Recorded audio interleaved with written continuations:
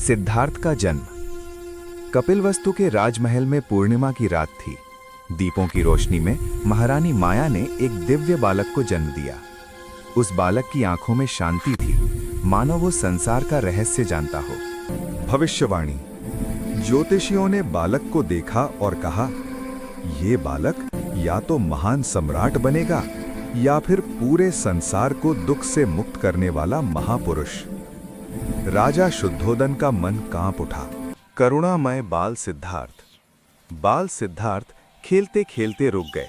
उन्होंने देखा किसान की हल से जीव घायल हो रहे हैं।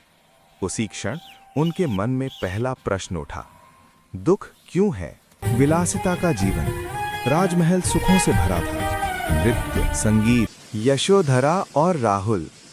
यशोधरा की गोद में राहुल था। संसार कहता था सिद्धार्थ पूर्ण है, पर स्वयं सिद्धार्थ जानते थे कुछ अभी अधूरा है।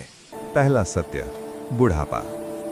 नगर भ्रमण के समय सिद्धार्थ ने एक वृद्ध को देखा, कांपते हाथ, झुकी कमर। सिद्धार्थ बोले, क्या यह सबके साथ होगा? दूसरा सत्य, रोग। फिर उन्होंने एक रोगी को देखा, दर्द से कराहता हुआ। सिद्धार्थ का हृदय कांप उठा। उन्होंने जाना सुख स्थायी नहीं है। तीसरा सत्य, मृत्यु। शमशान की ओर जाता शव, धुआं, मौन और अंतिम विदाई। सिद्धार्थ ने समझ लिया, मृत्यु से कोई नहीं बचता। चौथा दृश्य, सन्यासी। एक सन्यासी शांत मुस्कान के साथ चला जा रहा था। उसके चेहरे पर भय नहीं था। यहीं सिद्धार्थ को मार्ग दिखाई दिया। महाभिनिष्क्रमण।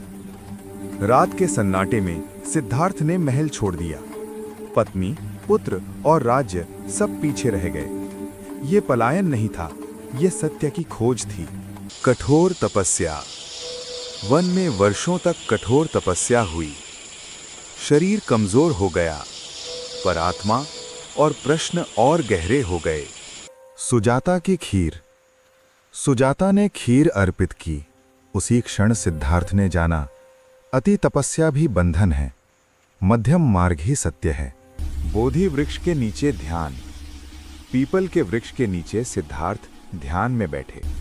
उन्होंने संकल्प लिया, जब तक सत्य न मिले नहीं उठूंगा।